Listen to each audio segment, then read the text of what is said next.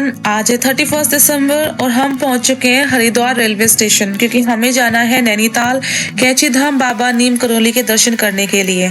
पहले ही कदम पर शिव महाराज जी के दर्शन हुए, दिल खुश हो गया। फिर हम अपनी ट्रेन पकड़ने के लिए भागे स्टेशन की ओर क्योंकि हमें डर था कि कहीं हमारी ट्रेन ना छूट जाए। वहाँ पर पहुंच के देखा कि ऑलमोस्ट हमारा पूरा का पूरा प्लेटफॉर्म खाली पड़ा है। फिर बहन ने बोला कि चल लिफ्ट ले लेते हैं क्योंकि हमें डर था कि ज़्यादा टाइम ना हो जाए। और इन्होंने पब्लिक फैसिलिटी का इतना सत्यानाश मार रखा है ना, बहुत ज़्यादा। ट्रेन के आने में अभी टाइम था तो हमने सोचा थोड़ा वीडियो बना लेते हैं। और मैं अपने घर से इतना बड़ा तैयार हो गया तो मेरी बहन ने मुझे आता हुआ आदि बोल दिया। फिर मुझे आया गुस्सा, मैंने कहा भाड़ में गई ठंड, पहले अपने आप लुक चेंज करते हैं। फिर कहते हीरोइन टाइप बन के आई, मजाक। उसके बाद हमारा काउंटडाउन स्टार्ट हो गया था और हैप्पी न्यू ईयर एवरीवन। थोड़ी देर में हमारी ट्रेन आ चुकी थी और हम अपनी ट्रेन में बैठे तो वहाँ पर पूरे के पूरे हरियाणवी लड़के और इतना अच्छा माहौल बना रखा था ना, सच में मज़ा आ गया। फिर हमारी ट्रेन रुकी जाके हल्द्वानी, जो कि काठगोदाम उतरी थी पर वो हल्द्वानी रुकी और वहाँ का वेदर हो रहा था बहुत अच्छा। यहाँ से हमने फिर डायरेक्ट कैची धाम की बस ली और हमारी बस में मोस्टली हरियाणवी और यूपी साइड के लड़के थे और पूरी मस्ती कर रखे थे, बहुत ज़्यादा जोक मार रहे थे। उसके बाद यहाँ का जो व्यू था पहाड़ों का, क्योंकि कुमाऊँ के पहाड़ और गढ़वाल के पहाड़ में बहुत डिफरेंस होता है। मैंने जब यहाँ के पहाड़ देखे तो बहुत ही अलग ही व्यू था। और यहाँ के जो आउट हाउस बन रखे थे, होटल्स वगैरह थे, वो भी बहुत अच्छे बन रखे थे। मतलब ट्रैकिंग के लिए सबसे बेस्ट व्यू है। तो क्या हुआ कि जब हम रास्ते में जा रहे थे तो हमारी बस का जो टायर था बिल्कुल एज पे आ गया था, साइड में बिल्कुल खाई थी। तो पीछे से एक हरियाणवी लड़का बोला कि भाई ड्राइवर को कि भाई मारने का प्लान है क्या तेरा, सीधा बाबा जी के दर्शन ऊपर ही करवावेगा क्या। और उसे सुन के भाई बहुत हंसी आई। मतलब जो बस में लोग सो रहे थे ना वो भी उठ के बैठे कि ऐसा लगा आज मरेंगे। फिर हमने देखे लंगूर और साइड में लड़के ने लंगूर देख के क्या बोला कि भाई इसका मुंह इतना काला क्यों है, कहाँ से मुंह काला करवा के आया ये। बहुत सारी मस्ती मजाक करने के बाद हम थोड़ी ही देर में कैची धाम पहुंच चुके थे और यहाँ पर इतनी ज़्यादा भीड़ लगी हुई थी कि मंदिर से बहुत दूर तक लाइन लगा रखी थी लोगों ने, जिसे देख के मुझे मेरी बहन को दुख दुख सी होने लगी कि यार इतनी लंबी लाइन, दर्शन कब होंगे, फिर हमारे कब तक घर जाएंगे। फिर थोड़ा मन को शांत किया और बस से उतरे। बस ने हमें बहुत पीछे उतार दिया था, पैदल चल के हम आगे मंदिर तक जा रहे थे। और यहाँ पर हम बस आसपास रेस्ट हाउस ढूंढ रहे थे और यहाँ पर न्यू ईयर के टाइम पे इतने ज़्यादा हाई चार्जेस कर रखे थे ना रेस्ट रूम्स के कि 600-700 रुपये में बस 1-2 घंटे के लिए आप फ्रेश अप हो सकते हो, इतना ज़्यादा। फिर मार्केट में गए, थोड़ा सामान देखा, इतनी महंगी नहीं थी यहाँ की चीज़ें ना, ठीक सी मिल रही थी हमें।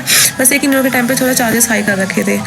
फिर हमने अपना अरेंजमेंट किया, फ्रेश अप वगैरह हुए और लाइन में लगे। बाबा जी का नाम लेते रहते हम द्वार तक पहुंच चुके थे। वहाँ पर सिक्योरिटी गार्ड ने बोला कि आपको अंदर शूटिंग करना अलाउड नहीं है, फ़ोन अंदर रख लीजिए। फिर मैं थोड़ा सा मैनेज करके कुछ फ़ोटोज़ वगैरह निकाले और जब हम अंदर गए वहाँ पर बहुत ज़्यादा शांति थी, फील हुआ था कि हाँ बाबा जी यहीं पर है। और हमने उनकी वो प्लेस भी देखी जहाँ पर वो बैठते थे। चारों तरफ बहुत ही प्लीजेंट सा और एक शांति वाला माहौल बना हुआ था। फिर दर्शन करने के बाद मैं मेरी बहन वापस आई और मैं लगी हुई थी बहुत जोरों की भूख। और फिर हमने खाना खाया।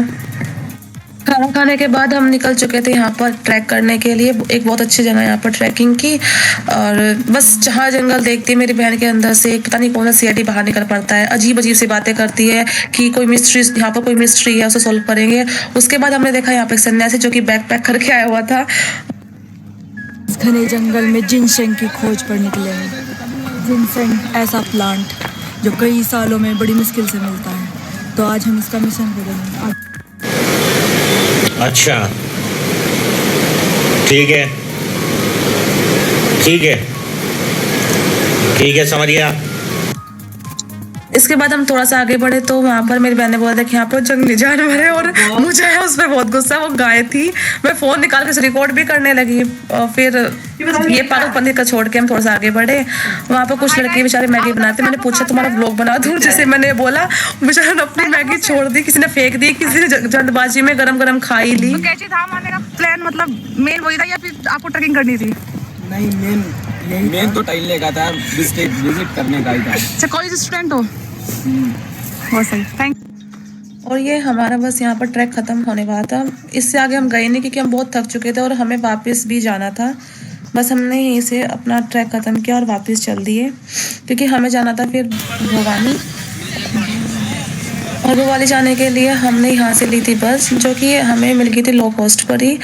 फिर हमने भोपाल जाने के बाद पैदल चलना प्रेफर करा, क्योंकि पैसे हमें वेस्ट करने नहीं थे। मजाक वो किसी ने हमें बोला था कि यहाँ पर अगर आप पैदल जाओगे तो आपको व्यू एंजॉय करने में ज़्यादा मज़ा आएगा। यहाँ की मार्केट सच में बहुत अच्छी थी, लग नहीं रहा था कि मतलब अब ये हम इतने ऊंचे पहाड़ों पर हैं। यहाँ की मार्केट ऐसा लग रहा था प्लेन की हो। फिर हम पैदल घूमने लगे और हमने देखा यहाँ पर गोर खास का आर्मी स्कूल, जो कि काफ़ी अच्छा था।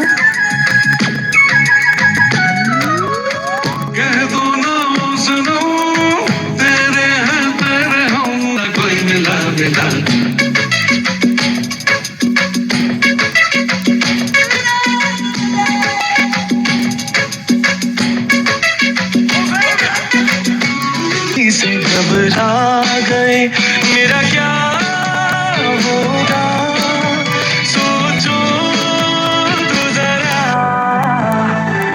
हाय ऐसे ना। ऐसे में बड़ा सख्त लौंडा हूं,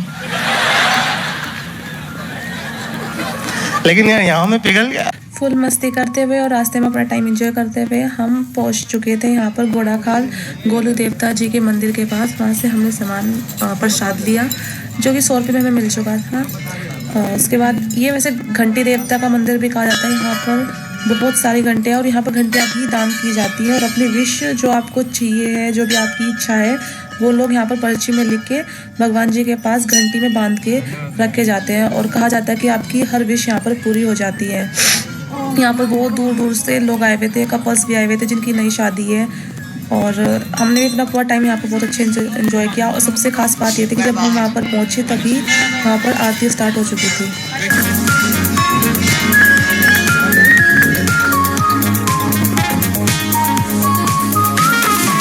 यहाँ से दर्शन करने के बाद हम डायरेक्ट फिर भीमताल चले गए थे, और भीमताल से सुबह फिर हम काठगोदाम आए, और अपने काठगोदाम से हमने 5:25 की ट्रेन ली और अपने घर को निकल पड़े।